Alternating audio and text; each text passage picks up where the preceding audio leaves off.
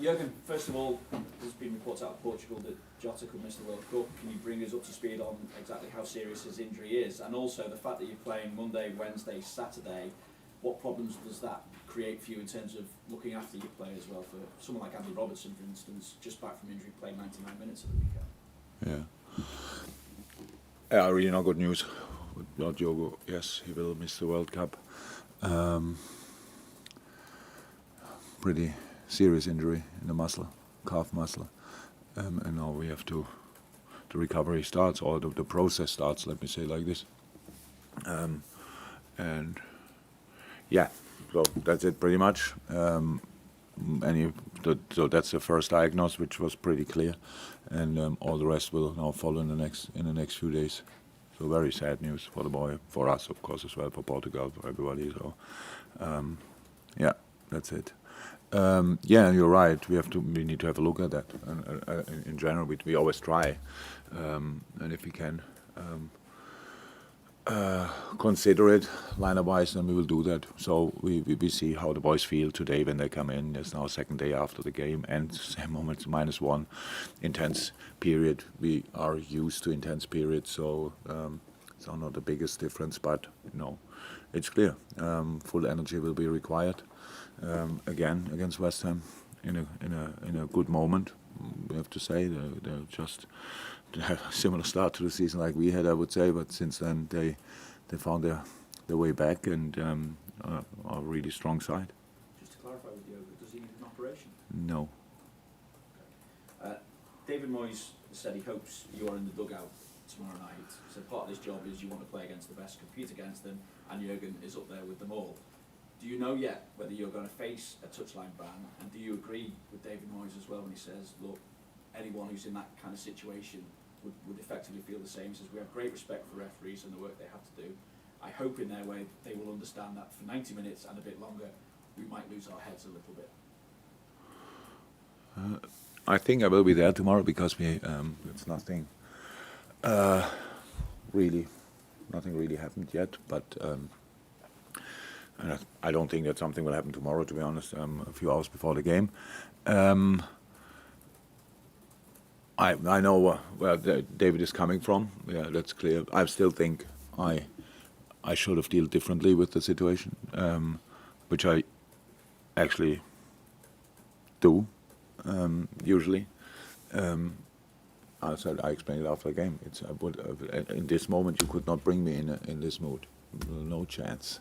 But the whole game led to that, maybe a little bit. The way it went, it was a very, very intense game with a lot of decisions we both managers didn't understand on both sides. And this was then for me like, I don't know. In Germany we say the one drop who let the bucket overflow. Does that make sense somehow? Yeah, okay.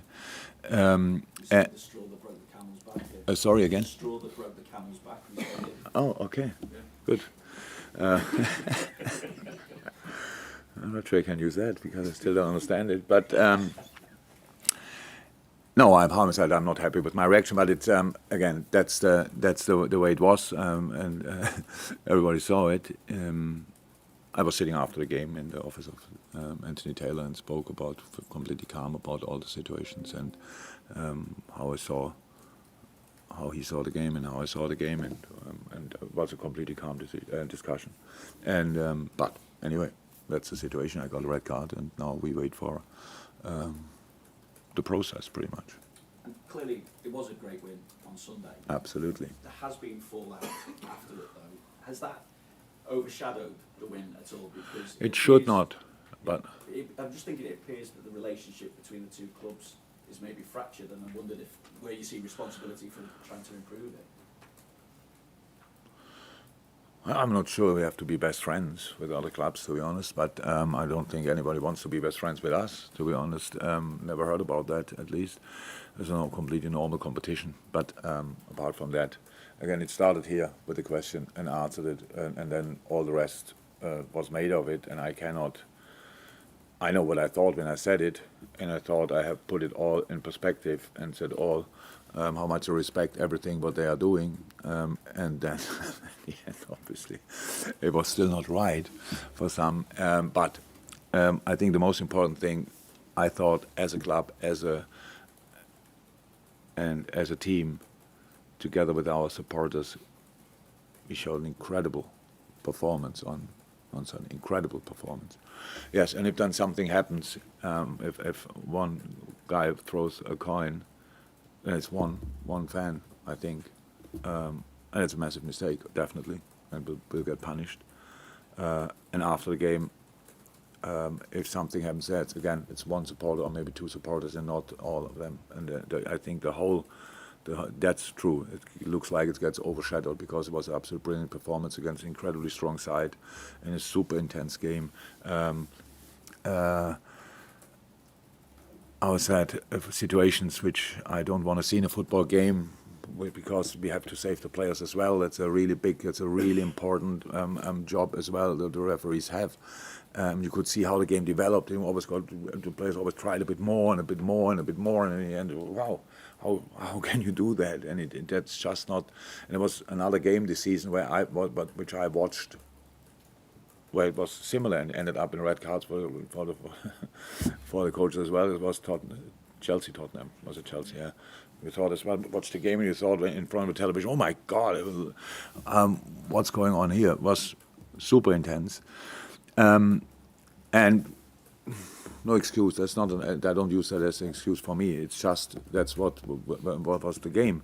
And how I said, I thought the performance was outstanding individually as a unit as well. It was absolutely great. And after the game, then all the talks go about what I said and what I did and what people make of it. Don't think that should be the case, but obviously I cannot change that. Jurgen, in the context of the season, only 10 games in, 9 for Liverpool, how big was that result in terms of the Premier League? My English is not good enough. In the context of the season, I understood the question. My English is not good enough to express how important it was. Very. From all different perspectives or whatever. It was the performance we needed. It was the way we had to defend. It was the way we had to commit. It was the way. And again, I don't want to cut out our supporters because what they did so far in this season is absolutely exceptional. A very emotional crowd in a situation. I mean, we all are a bit spoiled. Like might be difficult sometimes, but in the end, the boys find a way. But our supporters understood pretty quickly in this season that it's obviously not a smooth start into the season, and how they react and how they perform in the games, not on the home games, in away games as well, is absolutely exceptional. I really don't take that for granted, and that makes it special. And then something like this is possible. So it was massive. This game to win it was massive. You can lose this game 1-0 and play exactly the same game, and then we see as well, okay, we can cause them problems on our day, stuff like this, but in the end, to really feel and use it in the end, you need the result as well, and that's what we got. A great result, obviously, but I guess it makes this game against West Ham even more important now to back it up, doesn't it? Look, when you create a start like we created it, however we did that, there's a moment in the season when you realize, okay, that means now, from now on, they're all finals. And that's already a few weeks ago that we realized that. And so that means, I'm not sure if we can give the West Ham game even more importance than we already put in, because at 100% there's a natural barrier. But yes, it's very important, absolutely. And we respect them a lot, and it costs us a lot of problems here and there as well, all the time, because David is just doing an incredible job. So, and now brought in new players and really good, really quality players, and have now options to change. Mikel Antonio had to play like 80 games in the past, very much, and now they can share it a little bit up front there with international duties. That makes absolutely sense. Paqueta, great player. Kehrer, I know, obviously from Germany, top class defender. Sau, That's only to name a few, and that's just the development of West Ham, and that makes it for us even more difficult. But the importance will not change. It's very, very important. Thank you. Juliet? Jurgen, how long is Diogo out for? Do you have a timeline on it at all? And how does it obviously impact the team as well, with the injuries that you've already got too? Big impact. So now we can say that because he will not be in for a long time. We talk about months, yeah, and so we will see. I don't want to put now a number on it because I always hope that in the middle of the rehab, then all of a sudden there's a very positive development and we can cut days off the rehab phase. But yeah, will be long. Sounds a really stupid question. How is it? It's Diogo, and he's surprisingly okay so far. He's an incredibly smart boy and very reflected. And I think he knew it when we carried him off the pitch. When I spoke to him for a second, when I came out, we passed each other after the game and spoke to him there, and he explained pretty much what happened. And I think in that moment he knew already that this is a serious one, and could be pretty impactful for his World Cup dreams. Yeah. Carlos? Jurgen, we've seen in the last few games how dangerous Darwin Núñez can be. West Ham have now got a player as well, their striker, Skamaka. He's starting to find his feet now in the Premier League. It shows how it is difficult to get used to the Premier League, isn't it? And how impressed have you been with it? Yeah, it's difficult. Obviously, it's difficult. But we had this discussion. I don't know how often. Pretty much always when we sign somebody. It's not so much so important which position, but you always have exceptions like Virgil stepped in and was there. Mo pretty much as well. Sadio. So that was so, and a lot of the other boys had to adapt. So, and the younger you are, and you should not forget how young Darwin is. And the quicker your career went before, like all the steps were big steps he made, incredible, really quick. And yeah, completely normal. So the Premier League is the strongest league in the world, there's the most competitive league in the world. So, yeah. And then on top of that, both strikers, it was the same. Both teams didn't start particularly well, and so that is not helpful for a striker as well. But I like his impact really. He's a machine. He's physically incredibly strong, and he gets there, and training gets better every day. You can see it. You can really see it how he settles more and more. He's in the team now, mind-wise, 100%. He's really arrived completely. But of course, he wants to score more goals and set up more goals as well. So that all will happen. But it always took time. And you mentioned the games like cup finals now. You had so many of those cup final games last season. You've had the pressure of winning game after game when you go for the title. At the end of that COVID season, where you had to get in the Champions League. So you're confident that your players can go on another run to get yourself further up the table? Yeah, if you see it game by game, that's no problem. Because the only thing you have to do, you put everything into this game, and then you recover, and then you put everything into the next game. So that is not a real problem. So. I know, I think I understand a little bit where your question is leading to or whatever, so can you really do that for that long? But that's why we change lineups as much and as often as we can without killing the structure. But of course now 2 players who played for us left out for a long time is not helpful. So we have to think about systems, we have to think about everything, but that's what we will do, and that's a job. Carl Markham? Hey Jurgen, sorry to take us back to the City fallout, but you sat here on Friday and spoke in glowing terms about Pep, about City, about Haaland, saying they were the best in the world at the moment. That didn't arrive, obviously. No, yeah. So I'm just wondering how you feel then to almost be your comments then to be not blamed, but people saying you inflamed tensions around the game because of what you said when you spoke so well about it. That's life of people who speak in public. So it's not the first time that I get misunderstood. So I know what I thought when I said it. If somebody misunderstands that or wants to misunderstand, I cannot change that. So that I have to be careful. I know since years that I'm not always careful. I realize as well, from time to time, I just answer and say what I think. I try to do that in the future as well, because usually it's never my aim to blame anybody or whatever. Just talk about things which I think are not that important in life, actually. But I think what I know about, or I say what I know about it, or how I judge it, or how I see it.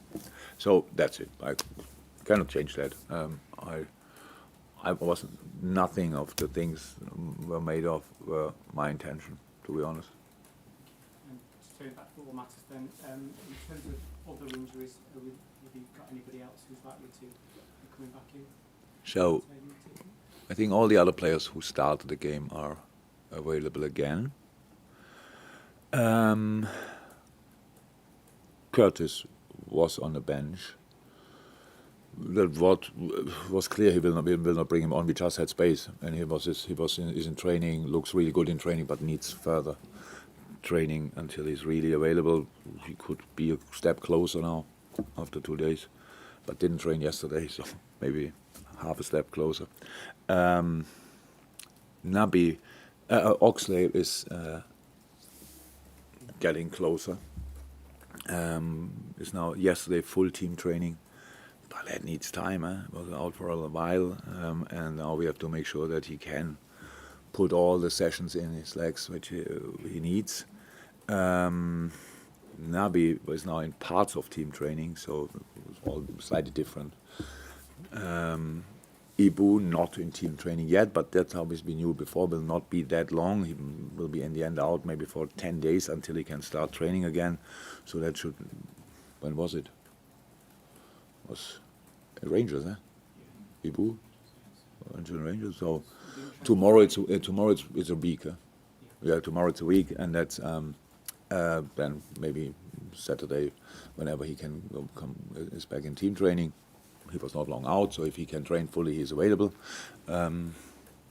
Joel is still a little bit away, and of course Luis as well, not even close to team training.